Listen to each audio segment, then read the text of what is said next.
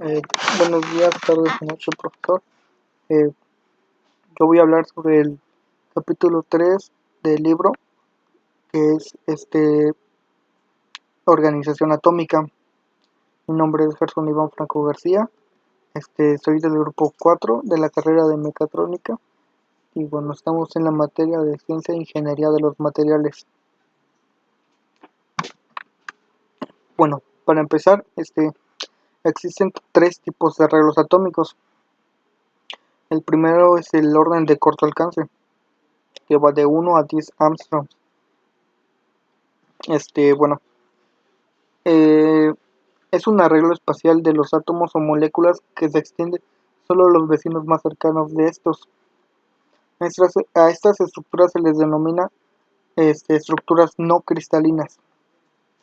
En el caso del agua en fase de vapor, cada molécula tiene un orden de corto alcance debido a los enlaces covalentes entre los átomos de hidrógeno y oxígeno. Sin embargo, las moléculas de agua no tienen una organización especial entre sí. Bueno, un ejemplo es el agua en estado de vapor, como podemos ver aquí en el lado derecho, puede observar, y vidrio cerámico y polímeros, como se ve en el lado izquierdo. El siguiente orden es el de largo alcance, que va de 10 nanómetros hasta varios centímetros. En este arreglo, los átomos o los iones eh, de los materiales forman un patrón regular y repetitivo, semejante a una red de tres dimensiones. Este, este tiene un orden predilecto y bueno, los principales materiales que tienen este arreglo son los metales. El grafeno podría ser un ejemplo, que es un compuesto de carbono densamente empaquetado. Y por último tenemos el arreglo sin, bueno, el sin orden. En se presenta principalmente en los gases. Bueno, como nos indica aquí en la diapositiva, los átomos no tienen un orden y llenan de manera aleatoria el espacio en el cual está confinado el gas. No hay un orden predilecto y bueno, es totalmente aleatorio cómo se encuentran los átomos. Bueno, el siguiente tema es la celda unitaria. Bueno, primero debemos de saber qué es la celda unitaria. Y la celda unitaria es la porción más simple de la estructura cristalina. Como podemos ver aquí en la imagen, una estructura cristalina está compuesta por varias celdas unitarias. Y estas celdas unitarias a su vez, este, junto con la estructura cristalina forman pues, un material, ¿no? Bueno, ¿qué es la estructura cristalina? Es la forma sólida de cómo se ordenan y empaquetan los átomos, moléculas o iones. Estos empaquetados de manera ordenada y con patrones de repetición que se extienden en las tres dimensiones del espacio. Bueno, el estado cristalino de la materia es el mayor orden, es decir, donde las correlaciones internas son mayores. Esto se refleja en sus propiedades anisótropas y discontinuas. Suelen aparecer como entidades puras, homógenas y con formas geométricas definidas cuando están bien formados. No obstante, su morfología externa no es suficiente para evaluar la denominada cristalinidad de un material. ¿Cómo describir la estructura cristalina? La estructura cristalina se obtiene poniendo los átomos de la base en cada punto de la red. Bueno, existen 7 sistemas y 14 tipos de celdas unitarias o redes de Bravais. Los 7 sistemas son cúbica, tetragonal, ortorrómbica, trigonal, hexagonal o hexagonal, monoclínica, triclínica y trigonal. em, cada una tiene sus tipos. Em, Voy a mencionar todas. Como podemos ver aquí en la primera tenemos una cúbica. Esta es una cúbica simple. Esta es una cúbica centrada en las caras, como se puede ver. La siguiente es una cúbica centrada en el cuerpo. La siguiente es una tetragonal simple. La siguiente es una tetragonal centrada en el cuerpo. La siguiente es una ortorrómbica simple. La siguiente es una ortorrómbica centrada en el cuerpo. La siguiente es una ortorrómbica centrada en las caras. La siguiente es una ortorrómbica centrada en las bases, como se puede ver. Los átomos están en las bases. La siguiente es la hexagonal. Eh, la siguiente es la monoclínica, que es monoclínica simple y monoclínica centrada en el cuerpo. Después tenemos la triclínica y la trigonal. Estas son los 7 sistemas y 14 tipos de celdas unitarias. Bueno, cada una de estas estructuras eh, tiene características diferentes a las demás, como se pudo ver en la imagen. En la imagen anterior, no todas forman los mismos ángulos ni tienen los mismos ejes. Bueno, la cúbica nos dice que todos sus ángulos son de 90 grados, que todos sus ejes son iguales.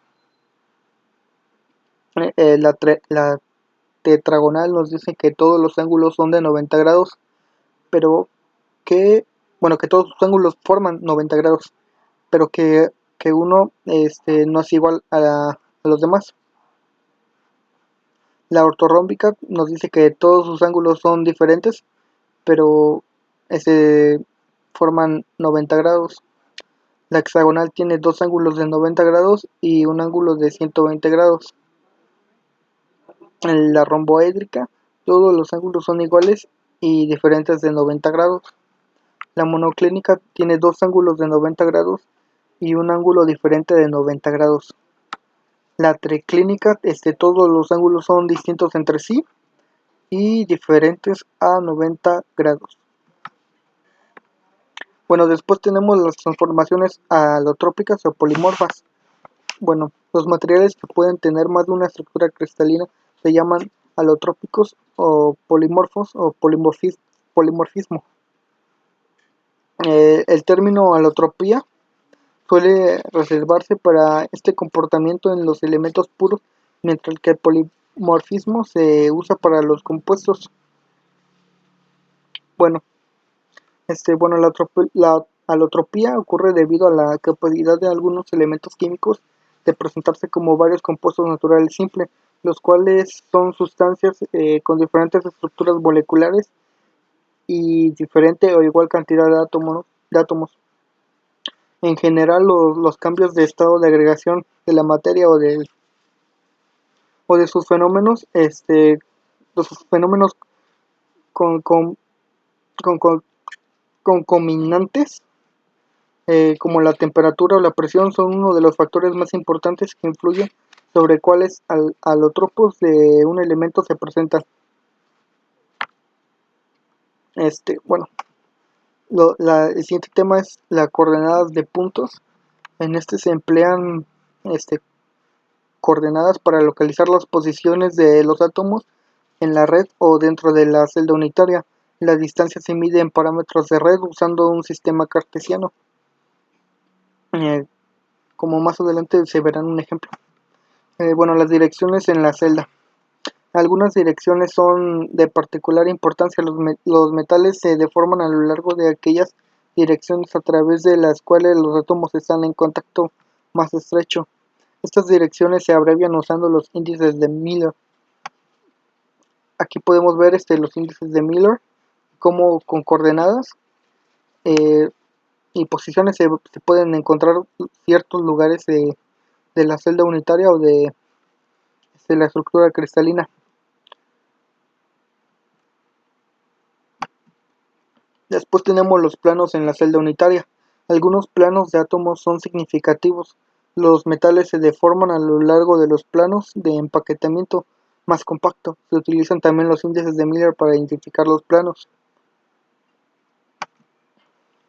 ¿Cómo identificar los planos? Bueno, primero debemos de identificar los puntos en los cuales el plano intersecta los ejes de coordenadas x, y, z en función del número de parámetros de red.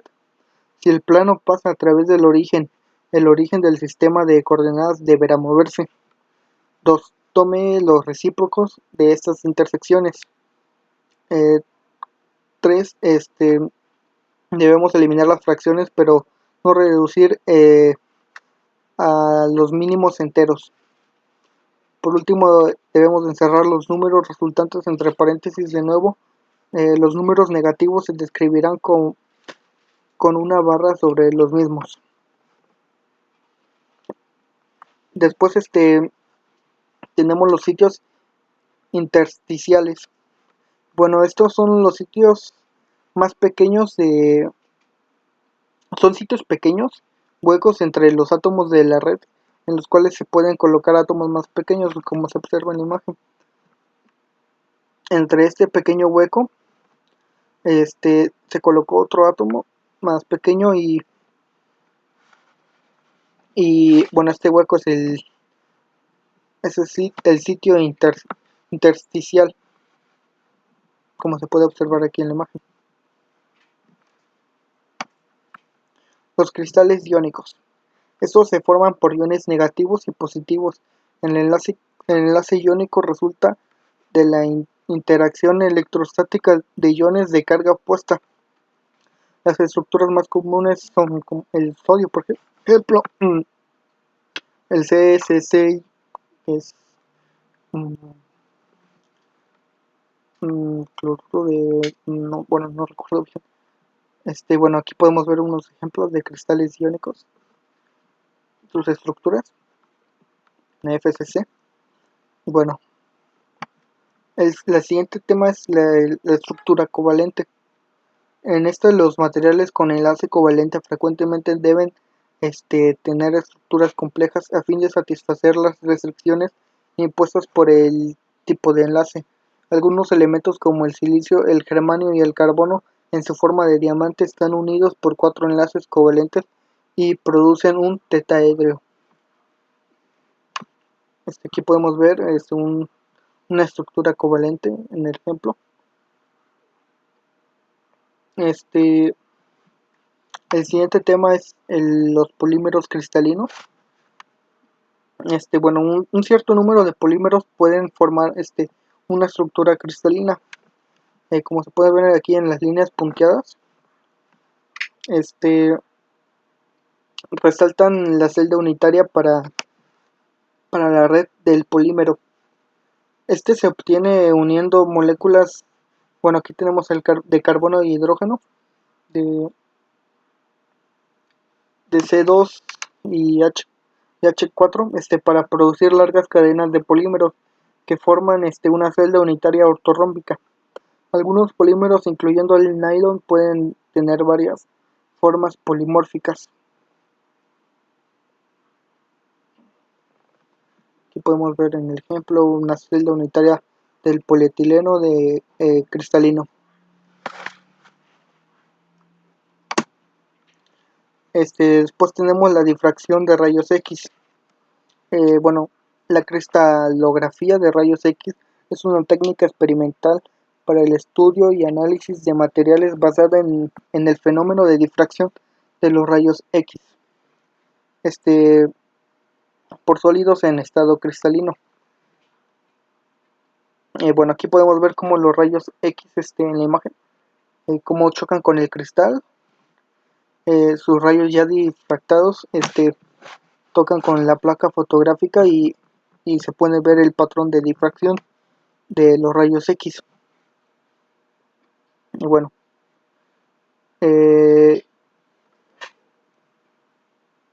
también hay que saber qué son los rayos X, que bueno, la denominación de rayos X se designa a una radiación electromagnética ionizante invisible para el ojo humano, capaz de atravesar cuerpos opacos y de imprimir las películas fotográficas. Los rayos X tienen una serie de propiedades que son el poder penetrante, o sea, atraviesan la materia. La capacidad de penetración es tanto mayor cuanto mayor es el kilovoltaje, y cuanto más baja es la densidad de la materia, y cuanto menor es el número atómico de medio de dicha materia atravesada.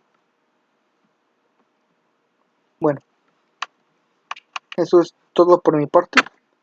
Este, Muchas gracias, profesor, por su atención, y hasta la próxima.